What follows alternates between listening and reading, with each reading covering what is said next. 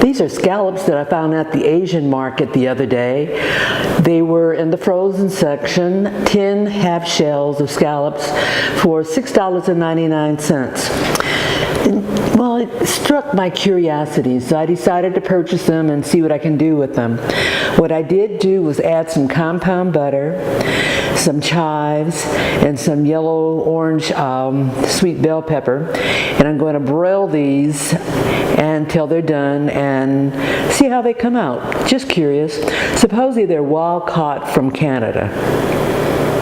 I'm going to broil these in the oven for a couple of minutes. Shouldn't take any longer than that, and we'll see what we have.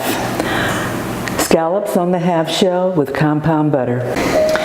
Getting ready to saute some scallops, and I've got a cast iron skillet filled with some butter, and I'm going to get that high and cook them a couple of minutes on each side till they're golden brown and they become opaque.